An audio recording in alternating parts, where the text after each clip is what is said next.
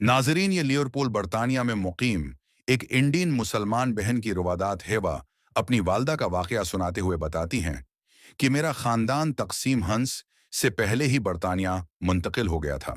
हम लोग यहाँ बेहतरीन अंदाज में मुकीम थे, मगर फिर एक ऐसा वक्त आया जब मेरे वालिद साहब ने इयाशी शुरू कर दी। घर की सारी जमा पूंजी उनकी अयाशियों पर खर्च होने लगी और हम होते होते कुंगाल हो गए। मेरी वालदा ने मेरी वालिद साहब से मोहब्बत की शादी की थी।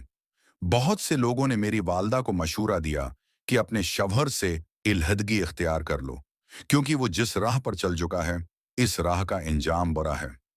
अगर तुम भी उसके साथ इसी राह के मुसाफिर हो गई, तो फिर तुम भी बड़ी अंजाम से दो चार हो जाओगी। लेकिन मेरी वालदा ने लोगों के मशूरों को छोड़ दिया और अपनी मोहब्बत यानी मेरे वालिद का साथ देने का फैसला कर लिया। यहाँ तक कि मेरे वालिद साहब के अखराजात को पूरा करने के लिए मेरी वालिदा ने मुख्तलिफ नाइट क्लब्स में काम शुरू कर दिया। गुनाहों की दुनिया की तरफ उनका ये पहला कदम था, और फिर उसके बाद वो दुनिया की हर्स में डूबती गए। लोगों की वाज़ेह व नसीहत भी उनको राह रास की तरफ न मोड़ सके। यहाँ तक कि वालिद साहब से मोहब्बत निभाने की खातिर मेरी वालदा ने मजहब और शरीयत को पुसे पुछताल दिया और अपना एक नाइट क्लब खोल दिया। नाइट क्लब की वजह से हमारी आमदन बहुत ज्यादा बढ़ गए। यहाँ तक कि हमारे क्लब में सबसे ज्यादा एशियाई लोग आते थे, और वो एशियाई लड़कियों की ही डिमांड करते थे। उस क्लब में बांग्लादेश, इंडिया और पाकिस्तान की लड़कियां काम करती थीं, लेकिन फिर भी हमारे क्लब में इतने सारे लोग आते थे कि वो लड़कियां कम पड़ जाती थीं। दौलत की होश में डूबी हुई मेरी माँ और मेरे वालिद ने एक दिन मुझसे बात की और कहा कि अब तुम्हें भी उस क्लब में काम करना होगा। मैं हैरान थी कि मेरे वालिदैन खुद मुझे उस काम पर मजबूर कर रहे थे। मेरे माँ बाप ने अपनी पूरी कोशिश से मुझे भी उस काम में लगाना चाहा, लेकिन मैंने इनकार कर दिया। मेरे इनकार ने मेरे वालिदैन की अना को ठेस पहुंचाई और वो मेरे दुश्मन बन गए। मुझे मजहबी अंतहा पसंद होने का इल्ज़ाम दिया गया। मुझ पर बहुत सारी अक़साम के झूठे केस बनवाया गया, और बनवाने वाले मेरे वालिदैन ही थे, क्योंकि एक नाइट क्लब खोल लेने के बाद उनके ताल्लुकात बहुत ऊंची ऊंची शख्सियात से बन गए थे। मगर मेरे साथ मेरे अल्लाह था। मेरे अल्लाह ताली ने मुझे साबित कदम रखा और मैं वालदीन के खिलाफ हर मौके पर जीती गए। जहां तक कि मेरी मुलाकात एक मुराकिश मुस्लिम बिजनेसमैन से हुए। वो आलम दीन भी थे। उन्होंने जब मेरी रुवादात सुनी तो न सिर्फ मुझे सपोर्ट किया, बल्कि मुझे निकाह का पैगाम भी दिया। मैंने चंद दिन की मोहलत मांगी और गुरूर फिक्र करने के बाद उनसे निकाह कर लिया। निकाह के बाद मुझे बहुत ज्यादा तहफ़्फ़ुज़ का एहसास हुआ, जैसे मुझे एक मजबूत सहारा मिल गया।